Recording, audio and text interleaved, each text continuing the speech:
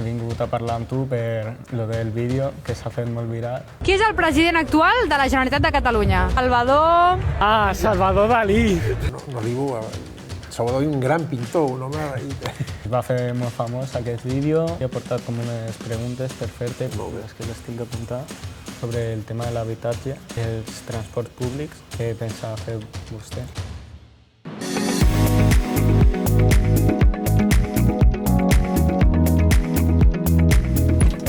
Hola, Encantat, president. què tal? Encantado. Encantat, som seus pares, com estem? Pares, sí. Doncs benvinguts, Som-hi, Doncs ens anem allà, ens volen gravar aquí. Has estat mai al Palau de la Generalitat? No.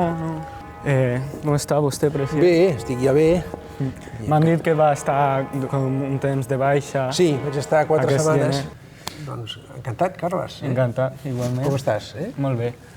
He vingut a parlar amb tu per lo del vídeo que s'ha fet molt viral, on li dic Salvador Dalí. Per mi, diguem-ne, jo no arribo a... Salvador és un gran pintor, un home... Així que no ho vaig prendre pas malament, al contrari. Es va fer molt famós aquest vídeo i doncs ara estic amb vostè parlant. Estic molt content que m'hagis escrit aquest missatge, que haguem pogut conèixer-nos personalment. M'has explicat que estàs estudiant. Sí, segon de batxillerat. I que vols fer enginyeria. Sí, industrial. Això està molt bé. I també és un plaer per mi rebre't aquí al Palau de la Generalitat. Ara estem en una part del pati dels Tarongers, aquí és la seu del govern de Catalunya, i content de conèixer-te. Igualment. I un plaer. I mira, aquest vídeo ha servit perquè ens coneguéssim. Sí. Sempre penso que hem de treure les coses positives del que ens passa, no? I hem de fer un esforç, nosaltres també ens ha servit per veure que hem de fer un esforç d'aproximar-nos a la gent jove i facilitar que puguin conèixer les institucions d'autogovern, què estem fent des del govern, amb errors i amb encerts, com sempre, però les institucions són essencials, des del meu punt de vista, per fer funcionar un país. Per tant, també a nosaltres ens ha servit per fer un esforç addicional per donar-nos a conèixer entre la teva generació. Doncs, jo havia portat com unes preguntes per fer-te per els temes que ens preocupen, que penso que ens preocupen als joves. Sí. Porto una llibreta. Molt bé. És que les tinc apuntades. La primera és aquesta, sobre l'ensenyament. Com jo l'any que ve, molt possiblement, aniré a la universitat, és com un tema que no sé com està i em fa molta curiositat. Què podria fer el teu govern per aquest tema, millorar-lo? Perquè saps que ara... Universitat? Sí. Les universitats catalanes, el sistema universitari català és un sistema que està a banda alta del sistema universitari espanyol i europeu. Tenim bones universitats públiques, hem fet un esforç important per augmentar beques, per disminuir taxes, i jo crec que hi ha bones universitats. I jo, et diria, tu i els teus companys que entreu a la universitat, que entreu en un sistema universitari que prepara bé els estudiants, naturalment ha de posar la seva dosis d'esforç, d'ambició, de treball, però prepara bé els estudiants per obrir-se camí a la vida. A partir d'aquí hi ha coses a fer i les estem fent, tot el món de la recerca l'estem potenciant molt, tot el món d'ajudar que aquesta recerca tingui una connexió molt més directa amb el món de la indústria, de l'empresa, de l'economia, i que allò que s'estudia i s'investiga pugui aplicar-se pràcticament. Són camps de treball, millorar les condicions tant físiques dels edificis com també del personal de la universitat, però aquí hi ha hagut iniciatives molt potents aquest darrer any, en aquest sentit, i en fi, hi ha un bon sistema que estem millorant. Volia fer-li una pregunta amb el tema, vull introduir-lo una mica perquè abans de tot he de dir que no soc molt fan de les pràctiques de les multinacionals ni res, però jo, al igual que el teu partit, apoyo als treballadors i jo penso que els autònoms també són petits treballadors. I volia preguntar-te una mica el sistema de la quota d'autònoms i tot això per als joves que volen ser empresaris en un futur o coses així, què t'he pensat? Com tu dius, ha d'haver-hi de tot.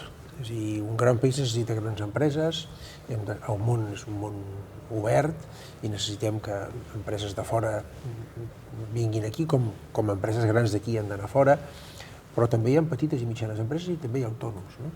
I això és la riquesa de l'economia catalana. De fet, aquí hi ha una presència molt important de petites i mitjanes empreses i una presència important d'autònoms. Els autònoms tampoc són tots iguals, és a dir, hi ha molts tipus d'autònoms. Hi ha professionals liberals que són autònoms i que tenen un nivell d'ingressos important, i hi ha autònoms que tenen un nivell d'ingressos més limitat. Estem fent un esforç per ajudar, sobretot aquells que volen començar a obrir-se camí, tenen una empresa, en principi amb ells mateixos només, que tinguin els primers anys uns ajuts de fiscalitat molt importants i que, diguem-ne, els impostos a fiscalitat no sigui una trava per fer-ho. I jo crec que en aquest moment, pel que tingui ganes de fer-ho, això no és un impediment. I també estem posant molt l'accent en una cosa molt també característica de l'economia catalana, que és l'empresa familiar, aquelles famílies que tenen una tradició, que són propietaris d'una empresa, que puguin també fer la successió de l'empresa amb una fiscalitat ajustada. Per tant, ha d'haver-hi de tot i hem d'ajustar el sistema a cada necessitat i a cada especificitat de des d'un autònom fins a una gran empresa. Bueno, també preguntar-li sobre el tema de l'habitatge, perquè evidentment jo ara, quan vaig a la universitat o si acabo en el món laboral, molt segurament m'hauré d'emancipar i això per el moment em sembla un impossible. I doncs volia preguntar-li si tenim en compte que el parc públic de Catalunya està molt per sota del d'Europa, què pensa fer vostè? Construir nous habitatges. Aquest és el principal problema que hi ha per mantenir cohesionada la societat. El número 1 és aquest. Ningú està fent més en habitatge que el govern de Catalunya. Nosaltres hem de construir un parc públic d'habitatge. El pla que estem treballant és 50.000 habitatges d'aquí al 2030, n'estem fent bastants.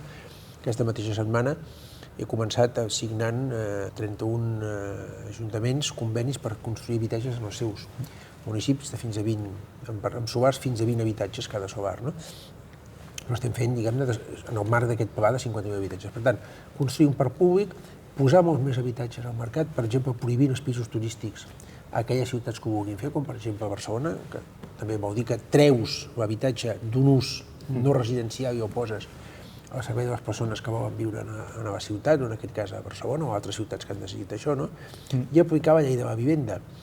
Per tant, posant un límit en l'augment dels preus del lloguer. I aquí estem fent unes accions bastant contundents, hem posat ara un conjunt d'inspectors per evitar que la gent se salti aquesta llei.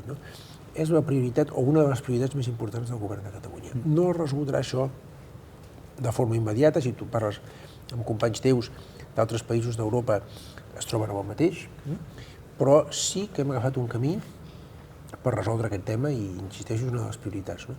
Per gent de la teva edat també estem posant ajuts, tant en lloguer com, sobretot, gent que ja una mica més gran que tu, que porten ja un temps treballant i tenen uns estalvis, ajudar-los a que puguin pagar l'entrada d'un habitatge en propietat, si així ho desitgen, i llavors puguin fer front a la hipoteca.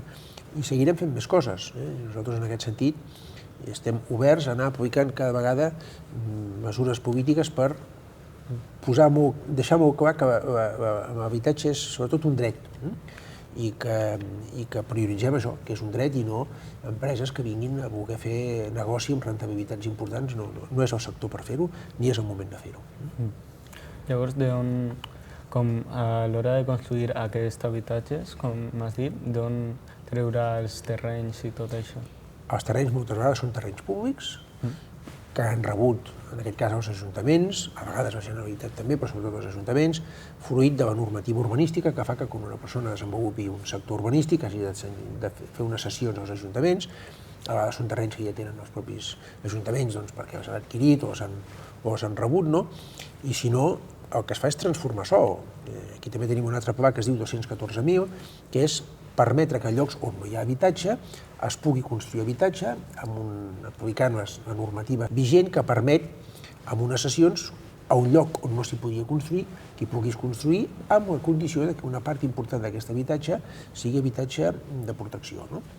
Tot això són uns procediments que no són senzills, que són enormement lents, ara els estem intentant escurçar per, amb el sòl que ja hi ha, construir ràpid, el més ràpid possible, i posar a disposició més terrenys perquè es puguin construir més habitatges. I això, totes les dues coses s'han de fer d'acord i treballant molt conjuntament amb els ajuntaments, que és el que estem fent.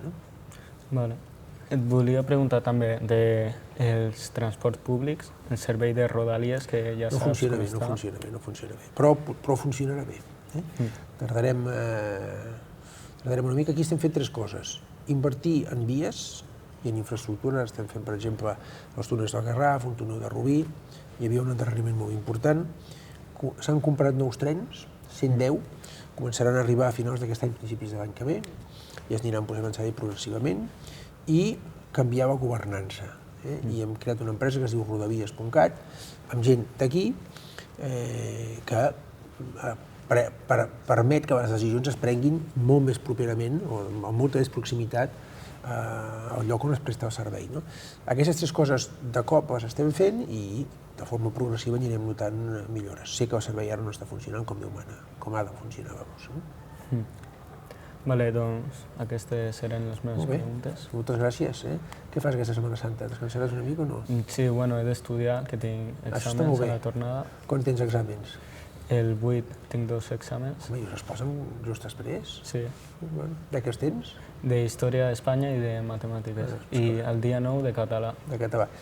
Dels 3, quin et va més bé?